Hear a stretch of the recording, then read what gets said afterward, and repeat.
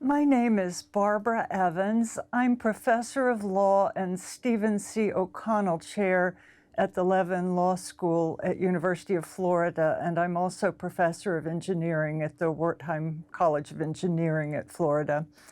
My topic is how digital home healthcare affects privacy.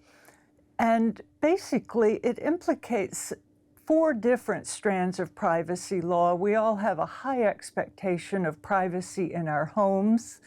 We're also very concerned about being able to consent to uses of our identifiable data and have some control over what happens to data that are collected about us.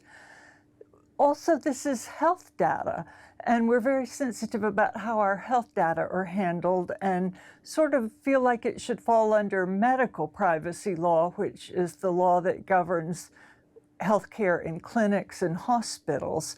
And finally, there's a strong feeling that privacy should be protected according to the content of data, that a pregnancy test result should get the same protection whether it's a home pregnancy test or a test done at the doctor's office or even a retailer's AI algorithm that looks at what you're buying and determines that you're expecting.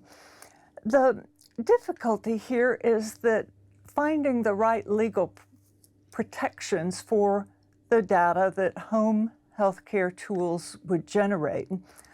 And it's surprising but true that we may not simply want to put it under the same healthcare privacy framework that applies in doctors' offices, because medical privacy law actually allows doctors and hospitals to do a lot of data sharing without your consent for important purposes like public health reporting and so forth. And the reason that is acceptable is that doctors and hospitals are licensed and they have very strong confidentiality obligations that put them under fiduciary duties to protect your data.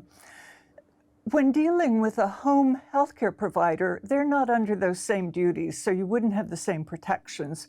So you may want a stronger consent right there.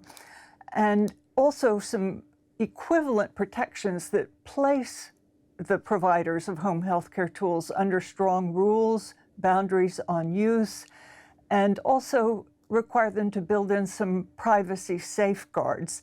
This is what my subject is about, and I was asked, what is the one thing I'd like for people to know about this area?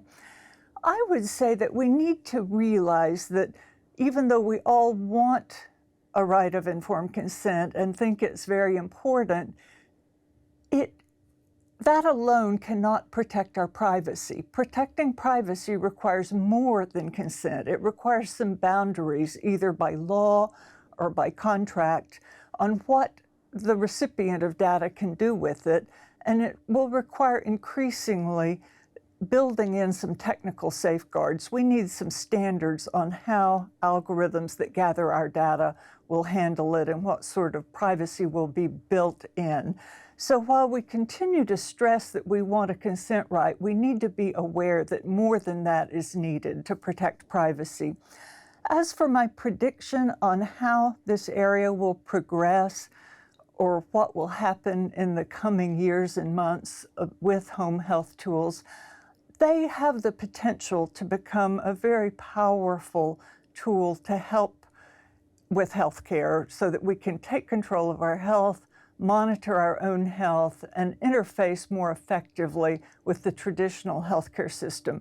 For this promise to be realized, though, we're going to need a significant confidence in the user population, people like us, that our data won't just be trafficked and that there will be some controls.